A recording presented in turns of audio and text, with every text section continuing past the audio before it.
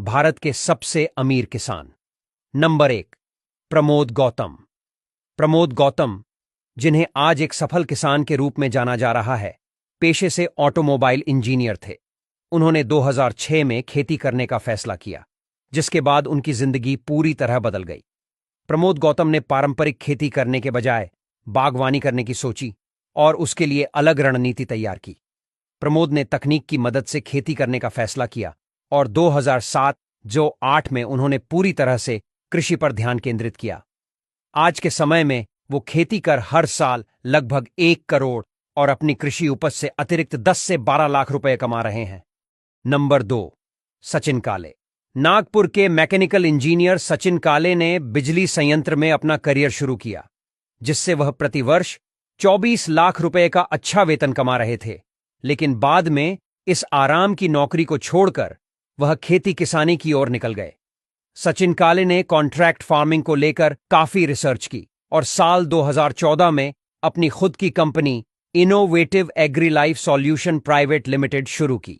सचिन की कंपनी किसानों को कॉन्ट्रैक्ट फार्मिंग करने में मदद करती है, जिसके बाद सचिन ने पेशेवर रूप से कृषि सलाहकारों को काम पर रखा और उन्हें प्रशिक्षण देना शुरू किया।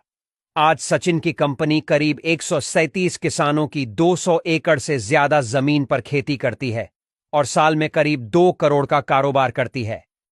नंबर 3, हरीश धनदेव। एक बार जब लोगों को सरकारी नौकरी मिल जाती है तो वे उसमें अपना पूरा जीवन लगा देते हैं। बहुत कम लोग होते हैं जो सरकारी नौकरी छोड़कर कुछ अलग करने की सोचते हैं, लेकिन हरीश धनदेव वो शख्स हैं जिन्होंने खेती करने के लिए सरकारी नौकरी तक छोड़ दी। हरीश ने लीक से हटकर खेती करने का फैसला किया और बीकानेर कृषि विश्वविद्यालय चले गए। वहां एलोवेरा की खेती की पूरी प्रक्रिया को समझा। आज के समय में वो एलोवेरा की खेती कर अच्छा मुनाफा कमा रहे हैं और सबसे अमीर किसान की सूची में भी शामिल हैं। नंबर 4, रामशरण वर्मा। रामशरण वर्मा भारत के सबसे अमीर किसान हैं, जो आधुनिक खेती के सहारे आज सबसे अमीर किसानों की सूची में शामिल हैं।